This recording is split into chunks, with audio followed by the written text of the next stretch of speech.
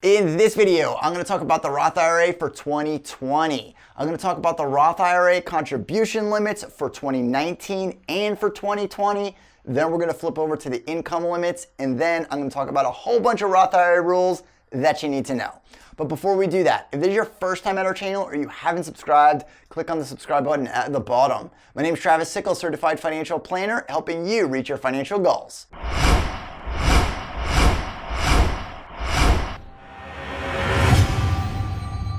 So up on the board behind me, we have the Roth IRA for 2020, and I'm going to jump right into it. So starting over here for 2019, which by the way, you can still make those contributions up until the April filing deadline of 2020. So if you're still thinking about a Roth IRA for 2019, you can still do it. And I also wanted to show you what those changes would look like. So for 2019, the limit is $6,000, and for 2020, it's actually going to stay exactly the same. Now there's a 50 and older contribution. It's called a catch-up contribution. You could do an additional $1,000, bringing the total to $7,000. Now it's important to note that it's 50 and older, not over 50. So a lot of people think that it could be 51 or 52. Well, it's not. It's 50 or older. So the year that you turn 50, you can make this catch-up contribution. So technically, even if you're 49, but it's in the year that you're going to turn 50, you can start this catch-up contribution, which is $7,000 total. And for 2020, it's going to be exactly the same. Now, the income limits will start with married filing jointly. Now, if your combined household income, because you're married filing jointly, is under this first number here, 193 for 2019 and 196 for 2020. If it's below that amount, then you can put the full contribution limits up here. Now, if it's between these amounts, it's called a phase out. So as we get closer from 193 to 203, the amount we can put in here phases out. And from 196 to 206 for 2020, it's the same thing, it phases out. But you could see these income limits, they increased just a little bit from 2019 to 2020. Now for single head of household, or if you're filing separately and haven't lived with your spouse for the last year, then you could also do the 122 to 137 threshold, or the 124 to 139 threshold, or the phase out, the income limits on the phase outs. For filing separately, it's extremely low. So that's 0 to 10,000, and those are income. So it immediately begins to phase out from the first dollar that you earn in order to contribute the full amount of the $6,000. So basically you can't contribute the full amount if you're filing separately directly into the Roth IRA. Now, if you're trying to figure out the math on these phase outs, I do have other videos, and I'll put a link in the description at the bottom for my phase out video so you can figure out the exact math on this, and I'll probably end up doing an updated version for the 2020 just to use these numbers instead of these numbers on that phase out video.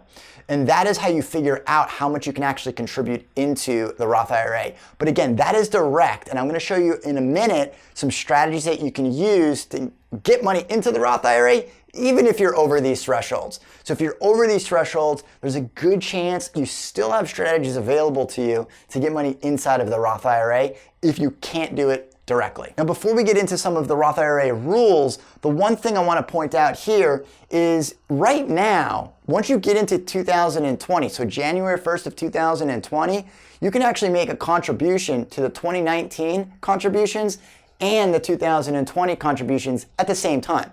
So if you wanted to just go ahead and do a dump of $12,000 or even $14,000 if you're both 50 or older, married filing jointly, then you can do that. So you can do that at the same time. Now on the other side, we have the rules that you need to know. So let's say that you're married filing jointly and you both want to contribute, but only one spouse works. Well, you can make that contribution to the Roth IRA as long as there's earned income with the Spousal IRA. So it's a spousal contribution to that IRA. Whether it's a traditional or a Roth IRA, it doesn't matter. Now, it's not an actual special IRA.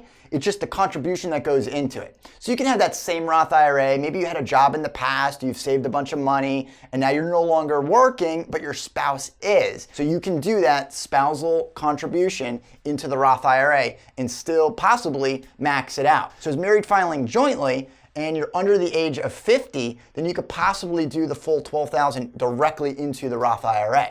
Now, it's also important to understand that if you have a traditional IRA and you're making contributions to it, then those contributions get compiled into the Roth IRA. So what does that mean? The max that you can put into both the traditional and the Roth IRA is going to be $6,000 or that $1,000, whether it's 2019 or 2020. Now, with access to the principal, what we're looking at there is anything that you put into the Roth IRA, you can actually pull out at any point. So you can pull it out tomorrow, in a week, in a month, in a year. It doesn't matter. You have access to what you put into the Roth IRA. It's that growth portion that needs to stay in there until age 59 and a half or later in order to get it tax-free and to avoid the penalty. Now, a really important part I put here as the next point is but not converting. So if you're doing a conversion, so let's say you have a traditional IRA and you're doing a conversion into the Roth IRA. Because you said, okay, well, I know that I have these pre-tax dollars, but I'm in a lower tax year, and I want to convert those dollars so I can put them into the Roth IRA and realize the benefit of tax-free growth inside of the Roth IRA. Well, you can do that, but each one of those conversions has a 5-year rule. That means you can't take that money out or do anything with it for 5 years without avoiding the penalty. Now, if you want to retire early, you have access to the Roth IRA's principal retiring early, and that is a simple strategy to have access to retirement dollars. Because for the most part, retirement dollars aren't accessible without penalties before age 59 and a half. So if you're planning on retiring early or before age 59 and a half, just know that you can retire early with the Roth IRA and gain access to what you put into it. The power of the Roth IRA is in the time. It's the compound interest that you're getting out of it. So putting the money in there today just to take it out in a year or 2 or even 5 years down the road really defeats the purpose of the Roth IRA. Now for the next thing that we want to talk about, it's tax-free. Now these are tax-free dollars. So all the growth that you're putting into the Roth IRA that you pull out after age 59 and a half, you're not going to pay any tax on it. So the only dollars that you're paying into the Roth IRA that are taxable are the ones that you're putting into the Roth IRA. So you're getting these dollars after tax and then you're putting it into the Roth IRA. So again, that growth portion to the Roth IRA won't be taxable. That's the huge benefit of the Roth IRA. Now there are 2 opportunities I'm going to point out. With the first home purchase, which actually technically doesn't need to be your first home. You just can't be a home that you've lived in or purchased in the last 2 years. So it can't be a rental property. But if you haven't actually lived or owned a home in the last 2 years, if you're just renting and you're saying, I'm going to go buy a home, then you might qualify for that first home purchase. So there's actually 2 opportunities to use the Roth IRA for things other than retirement or just accessing this money early for whatever reason. You can use it for a first home purchase or education planning. Now, there's a very important part that you need to be aware of. Any of the dollars that you're pulling out that are growth dollars, those will then get taxed as ordinary income. So here are the 2 rules. For the first home purchase, you can pull up to $10,000 out of the Roth IRA at any point for that first home purchase, even if it is growth. Now, the growth portion, when pulling it out for that first home purchase, it's going to be taxable as ordinary income. While you'll avoid the 10% penalty, any of the growth of that $10,000 will then be taxable.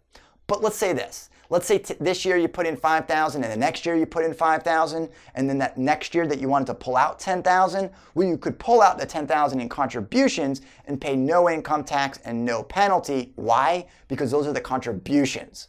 But in another scenario, let's say that you just contributed $5,000 this year and it did really well and it doubled.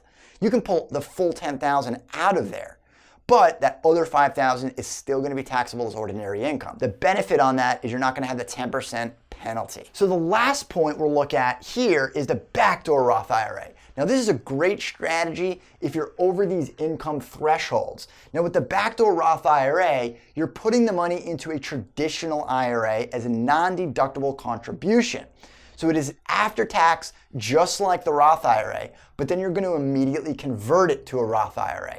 And that is how you can get the money inside of the Roth IRA, even if you're over these income thresholds. Now, there's one really important thing that you need to be aware of if you're considering a backdoor Roth IRA. If you already have a traditional IRA, then you actually need to take an equal amount. It's called prorated. You need to take an equal amount from the traditional IRA and the non-deductible in order to do that conversion.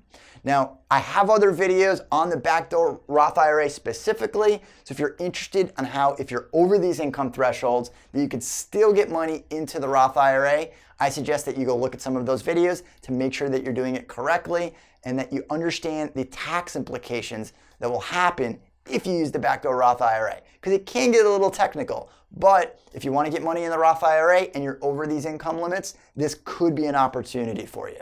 And it's really simple if you don't have a traditional IRA right now and just have your 401k or 403b, so that conversion could happen much easier. So while the Roth IRA is a great tool to plan for retirement and get tax-free growth, it's probably not the only type of retirement account that you should look at. So make sure that you look at all your options before you look at just the Roth IRA.